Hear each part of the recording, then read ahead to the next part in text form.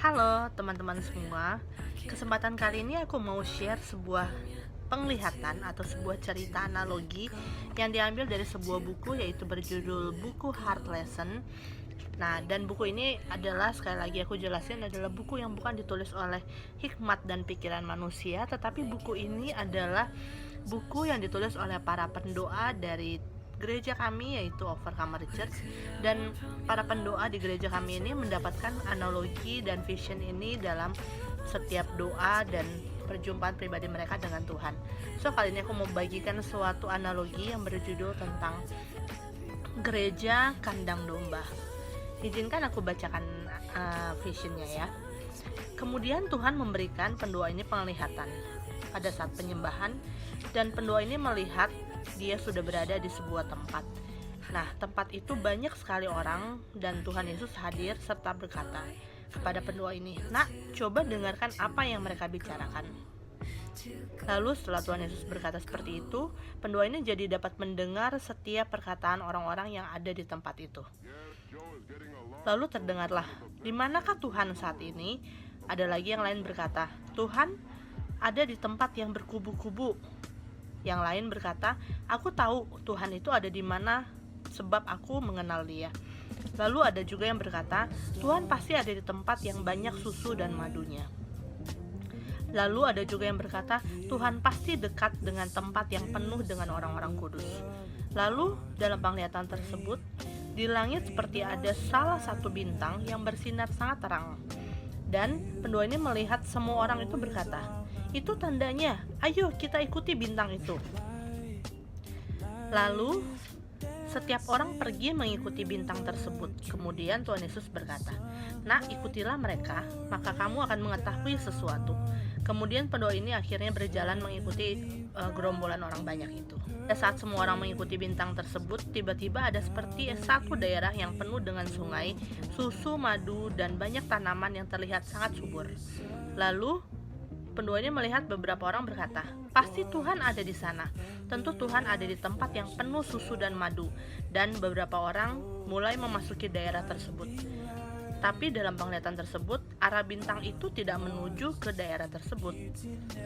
Kemudian hanya sisa beberapa orang yang melanjutkan perjalanan ke arah bintang tersebut. Saat berjalan, pendoa ini melihat ada lagi sebuah kota, dan kota itu penuh dengan bangunan yang berkubu-kubu dan bentengnya berukuran tinggi. Lalu beberapa orang berkata, "Lihat kota itu, berbenteng-benteng dan berkubu-kubu. Tuhan ada di sana." Lalu beberapa orang mulai masuk ke dalam kota tersebut. Padahal pendoa ini melihat arah bintang itu ternyata tidak ke kota itu. Lalu beberapa orang yang tersisa hanya tinggal sedikit, dan mereka melanjutkan untuk mengikuti bintang tersebut.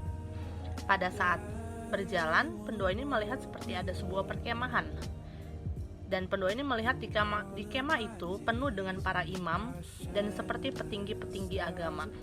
Lalu beberapa orang berkata, "Puji Tuhan, hosana bagi Allah, sebab Ia ada di sana, di mana para imam berkumpul bagi namanya."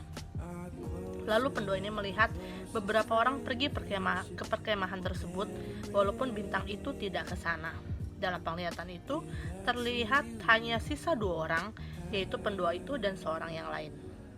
Namun akhirnya mereka berdua berjalan menuju kemana arah bintang itu berjalan. Dan selama perjalanan, pendoa ini melihat ada jalanan terjal, kemudian berbatu-batu, dan pendoa ini pun sempat tergelincir beberapa kali dalam penglihatan tersebut. Hingga akhirnya bintang itu semakin dekat, dan ternyata bintang itu mengarah ke sebuah kandang domba. Di kandang domba itu, pendoa ini melihat ada Tuhan Yesus yang sedang menunggu. Melihat itu, orang yang berada di depan pendoa ini langsung berlari ke arah Tuhan Yesus dan langsung memeluk Tuhan Yesus. Dan waktu itu Tuhan memperlihatkan bahwa satu orang yang lain tersebut adalah Pastor Berry. Lalu apa arti makna dari penglihatan tentang gereja kandang domba ini? Tuhan Yesus berkata, banyak orang-orang berkata, "Aku ini ada di tempat yang banyak susu madunya, tempat di mana aku menyatakan berkat dan mujizatku. Banyak orang berkata, aku ada di tempat kota yang berkubu-kubu, tempat di mana aku memberikan mereka masa keamanan dan kuasaku. Banyak orang berkata, aku ada di tempat para orang-orang kudus berkumpul." tempat di mana aku mencurahkan kuasa dan karunia Rohku. Lalu Tuhan Yesus berkata kembali, sebenarnya aku ada di kandang domba ini. Overcomer, kalianlah gereja kandang domba. Gereja kandang domba di mana aku ada di sini. Gereja kandang domba di mana tanganku yang selalu mengajar dan mendidik setiap kita. Gereja kandang domba yang membuat wajahku tidak berpaling darimu. Gereja kandang domba yang selalu bergantung dengan aku. Gereja kandang domba yang membawa domba-domba yang terhilang. Gereja kandang domba yang ada di hatiku. Gereja kandang domba yang melihat perkenanan dan kuasaku. Gereja kandang domba yang memiliki perjanjianku. Gereja kandang domba yang kupilih dan kutetapkan. Gereja kandang domba yang akan mengalami berkat dan mujizatku. Gereja kandang domba yang tidak kutinggalkan. Gereja kandang domba yang membuatku selalu tersenyum.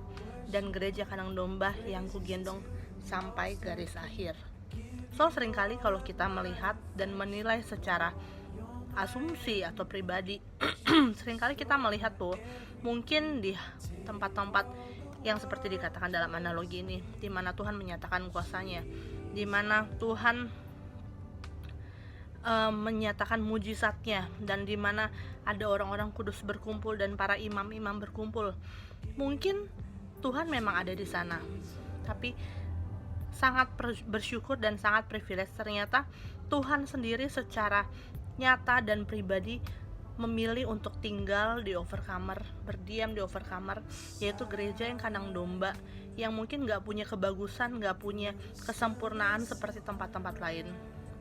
So, setiap kita sangat bersyukur untuk kita menjadi orang-orang yang dipilih Tuhan secara khusus dan pribadi, dimana setiap kita mendapatkan privilege untuk kita bertemu dengan Tuhan, berjalan setiap hari bersama Tuhan, bahkan kita menikmati pesta setiap minggu bersama-sama dengan Tuhan.